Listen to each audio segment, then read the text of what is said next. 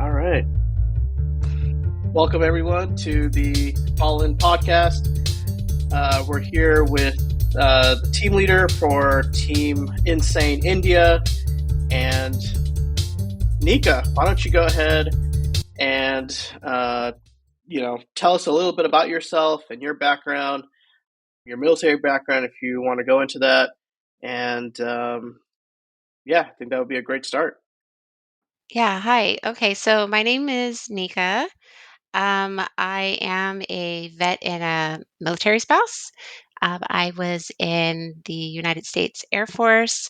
I did a couple of different jobs. One was electronics engineering, and my second job was med tech, which led me into a civilian sector of healthcare where I have worked as an EMT, a medic, and then I got my registered nurse and I have done that for a few years. That's my last major job was doing nursing, and I did love it because I loved helping people.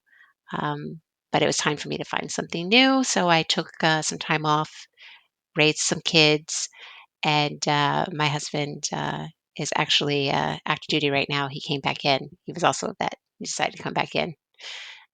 And so, yeah, I wanted something different, and it led me into software engineering. And I just recently graduated from a boot camp called Code Platoon. And yeah, that's a little bit about me. Nice. Yeah, it sounds like a pretty big career change from nursing and like the medical field into something like tech. What would you say was like the primary factor for coming into tech? I know you said you wanted something different, but what was it about tech that made you want to enter it? Yeah, that's actually a really good question. I kind of fell into it a little bit, and the reason why is I had signed up a couple of my kids for a like small introduction to coding class, and while they were learning, I'm listening to the instructor, and they started talking about HTML, and I was like, "What is that? I don't know what that is." So I started looking it up and researching and started playing around and I was like, "Oh, this is a lot of fun." Like I can think of anything that I want and I can essentially build it. And I really enjoyed that aspect because when you are in the healthcare sector, unless you're a doctor who is, they're trained differently than nurses, of course, and they're able to be much more creative in some of their solutions that they might have to helping a patient. Whereas with nursing, because it has to be, it's highly regimented. You have to be very careful about what you do and what situation and you cannot be as creative, right? Which makes sense because you're dealing with people's lives. Totally understand that, but I have this need to be creative, and I did not feel like nursing was able to fill that need. And so I literally did go on a journey. I went looking in so many different places, and I never considered myself a technical minded person. That was more like my husband. And so when I fell into it and I realized that I really enjoyed it and that it could potentially be something that I do as a career, I just tried super hard, and the more I tried, the more I learned, the more I loved it, and yeah, that's why I even started this journey. That's so cool. Yeah, I really like the fact that you actually like learning it, and I think so many people join the industry for so many other reasons, and they forget that you gotta like what you're doing, Yeah. and you're gonna be doing it for several hours during the week, during the day, and so yeah, it's a really inspiring story, actually. Oh, thanks. I think just learning and my love for learning period helps a lot because I do. I enjoy the process of learning something. So I think that's really key. Yeah, definitely. Yeah, I think you know, like I graduated college and I thought learning would stop, but here we are today, constantly, constantly learning. It doesn't end, No, it doesn't. but it feels great, and just to get into that flow of always learning, and there's like a happiness to it. Speaking of creativity, our hackathons are online. It's using a creative platform.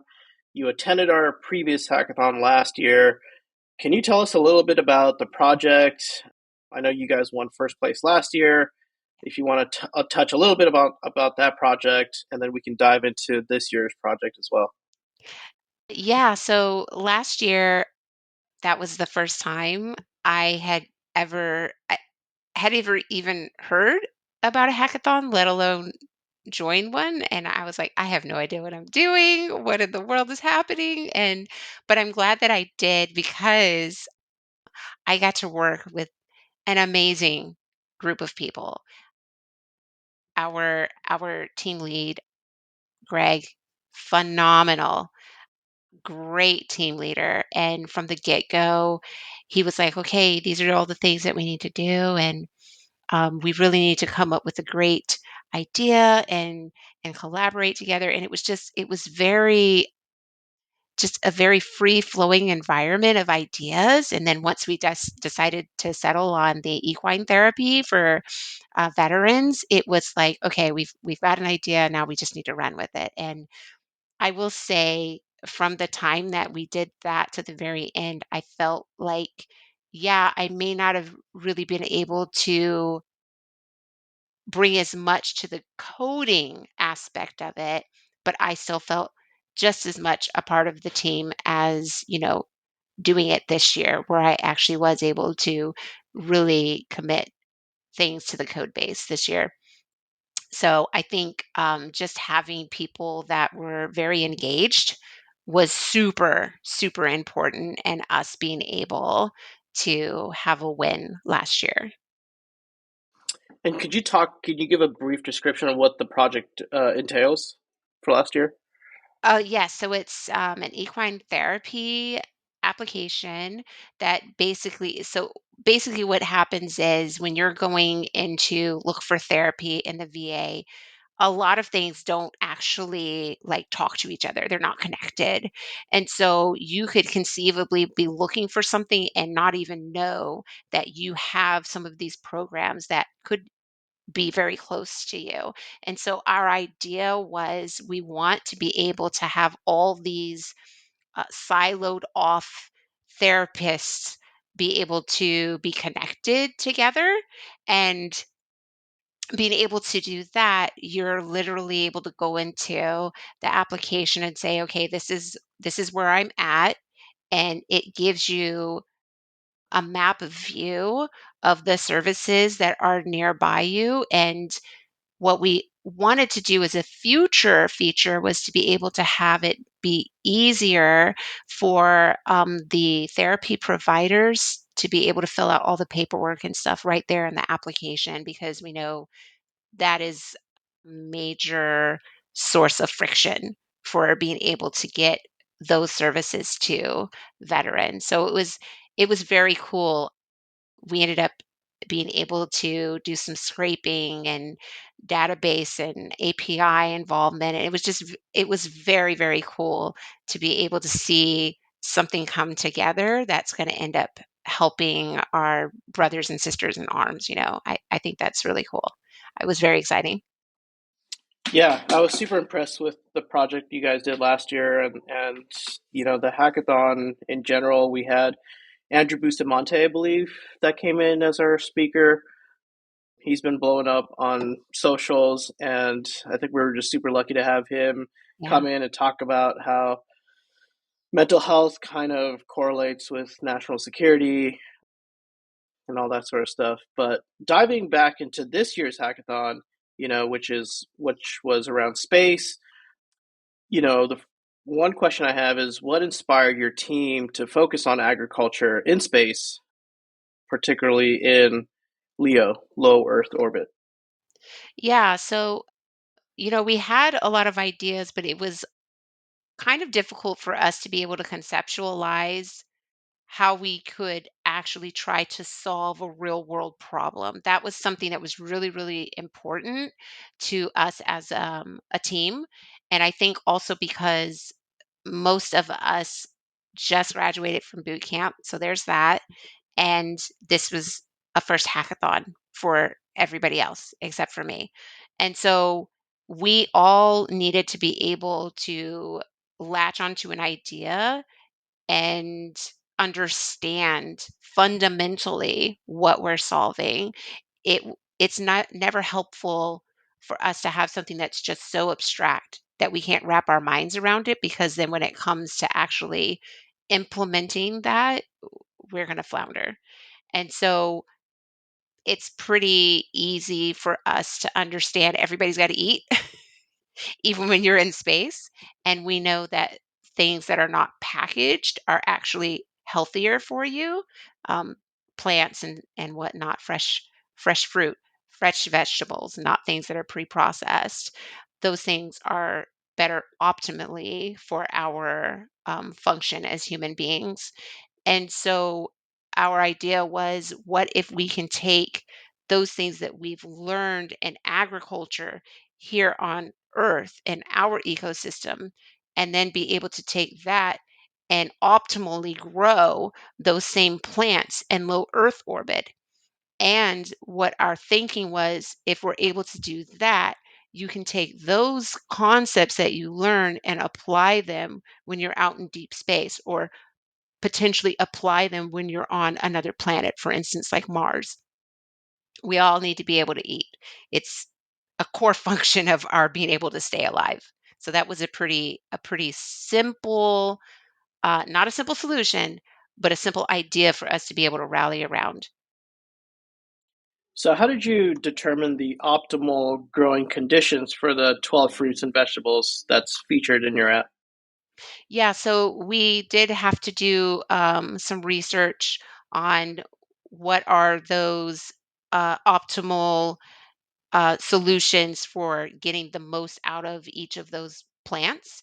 And then it's interesting, there's actually in NASA, they have information because they've been tapping into experiments and research that the entire world is doing. And I thought this was really interesting. A lot of it is actually coming from grade schoolers. So you're talking middle schoolers, high schoolers. I thought that was really, really cool to be able to take some of that grassroots research and experimentation from today's next generation, and to be able to apply it for those people that are coming behind us. I think that was really, really cool to be able to see that it's not just scientists in the lab. It's like real world stuff that's happening that they're trying to use to be able to make that become a reality. So it was pretty interesting. Yeah, that's pretty wild. I want to dive into the technical parts a little bit. Can you explain the process of using some of the APIs, and if you can name some of the APIs that you use to gather data on the plant requirements? That would be great. Yeah. Yeah, so one of them was, I hope I'm saying it right, Trefle. I think that's how you say it, Trefle, if I'm not mistaken. That was one which has a giant repository of information. And another one, I believe it's called Farm CC, if I'm not mistaken.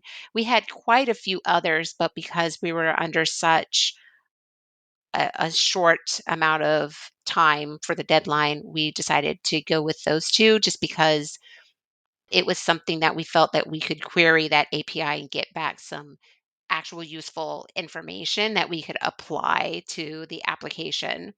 Unfortunately, we weren't able to take it as far as we wanted. We just ran out of time. Our runway was super, super short. So Yeah. And so, from a practical application perspective, how do you see astronauts in space utilizing the app to plan their space agriculture projects?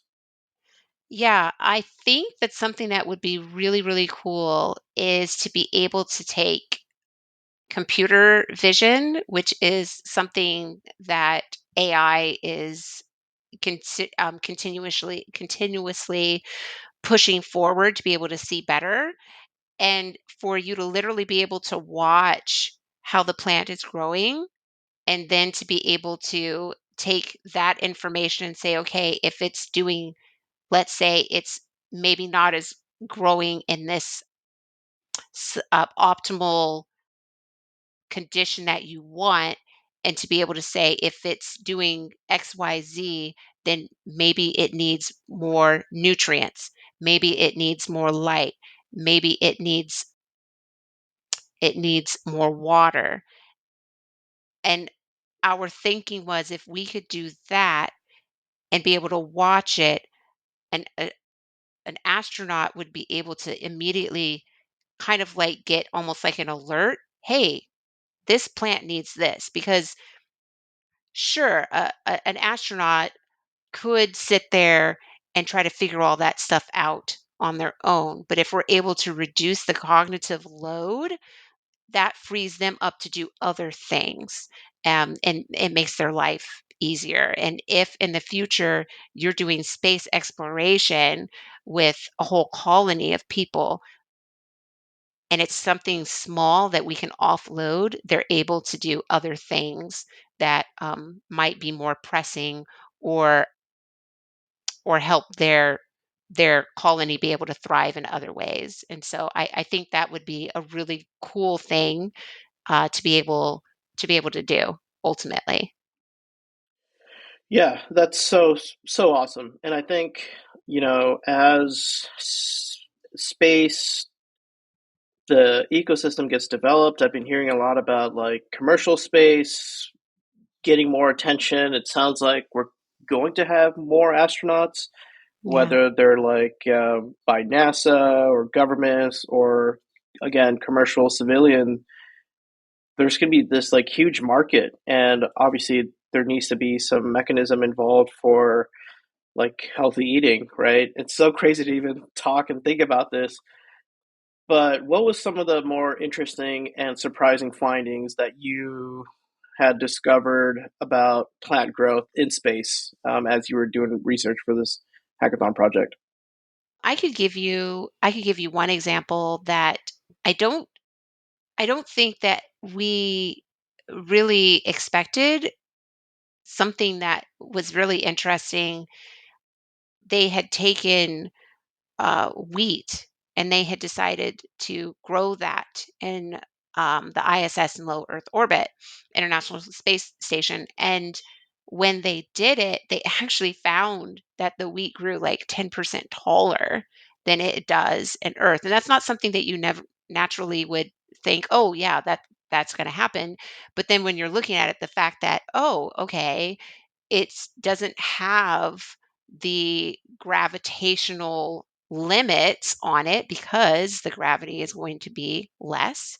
And so it's just really interesting when you get to see how plants are reacting, because all we're used to is the ecosystem of Earth. And so then it kind of like makes you start thinking, oh, what other things might be possible about plants?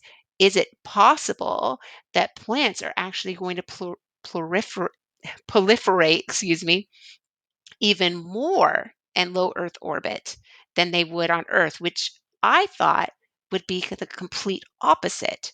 And so it's very interesting when you start thinking about those things, because anything's possible, right? And it kind of like takes you back to being a kid when you believe literally anything is possible. And I think we kind of lose that as adults. So it kind of takes you back to that childlike wonder and imagination, which I think is super cool. Yeah, that is really cool.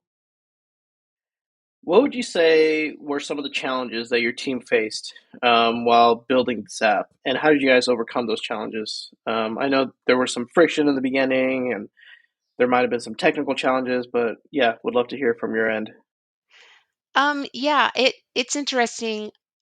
I will be honest, when I went into this, I was like, okay, I'm gonna be here, and I'm gonna help, and it's gonna be great. And I found that because I've done this at least once before, that people were kind of looking for my insight, and I wasn't necessarily expecting that.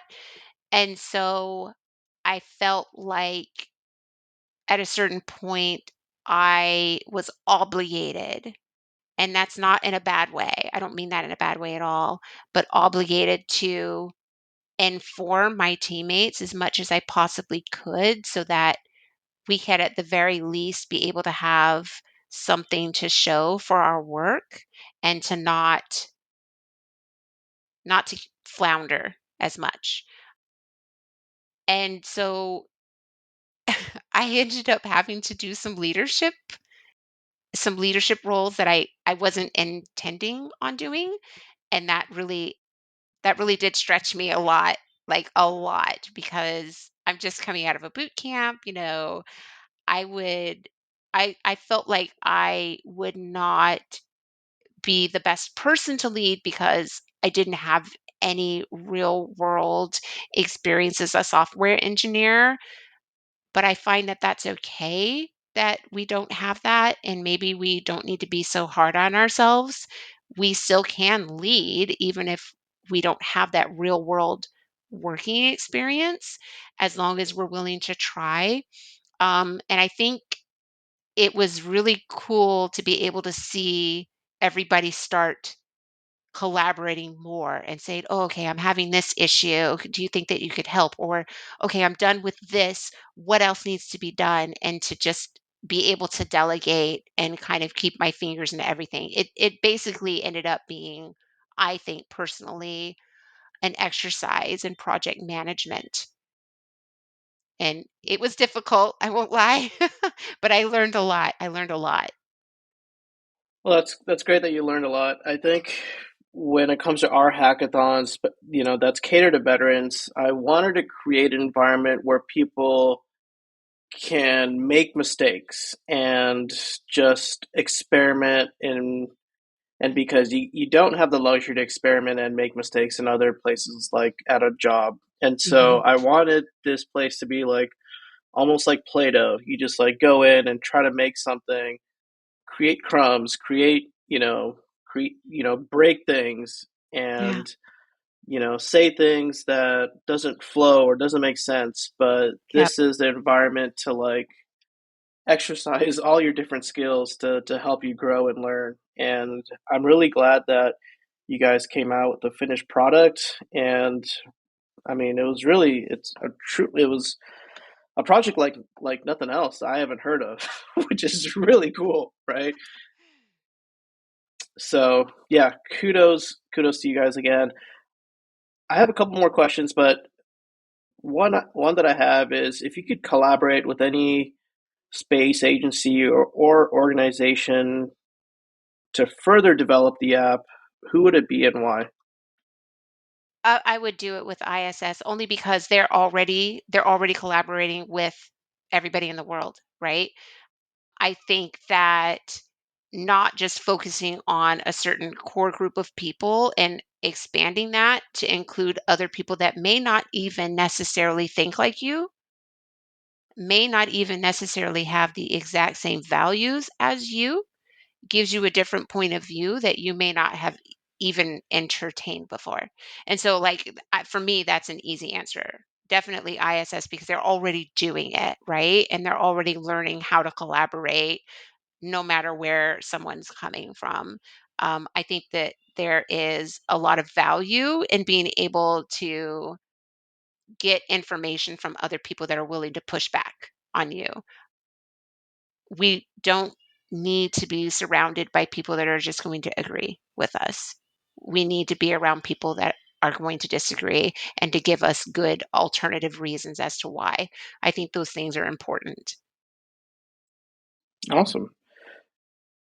Yeah, as we wrap up here, do you have any favorite space movies or shows or books that you want to give a shout out to? I I don't do. know what your level of interest in space is. Some people are like super fanatics, some people are like it's super foreign, but yeah, I would love to hear what you think about. Yeah. Yeah, yeah. I would not consider myself a fanatic. I would say that I am a fan. I grew up watching Star Trek with my family, right? And that includes all the old ones too. We enjoyed that. My mom loved sci-fi. Like that was something she really enjoyed, and that really, I think that rubbed off on me. And so one thing I will say is I absolutely love Dune. And I'm not saying I love Dune because of the new ones. I've watched the old ones before. More importantly, if you love Dune, the movie, you will love the books. Absolutely, hands down, love the books. So that's what I like. Cool. Yeah, and then do you have any tips for anyone that might be thinking about joining our future hackathons? And then do you have any like advice for us as well on how we can improve? So I would say if you're thinking about doing a hackathon, especially if you're a veteran or military spouse, I would definitely go to this one. Yeah, it might be biased because this is my second year. If I came back, obviously I liked it. I plan on coming back again next year.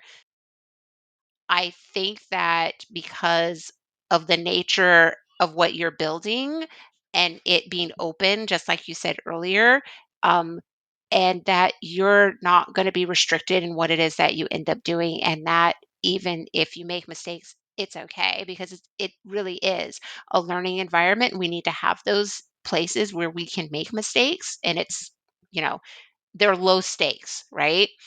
Like you said, you don't want to do that when you're at work. But I would definitely come back and I would tell people to come with an open mind, especially if you haven't done a hackathon before. And it might be kind of uncomfortable at first because you're going to be like, oh, I don't have somebody putting something in front of me that says I need you to do ABC. You have to formulate the idea yourself. And then when you come up with the idea, you've got to be able to delineate step 1, step 2, step 3.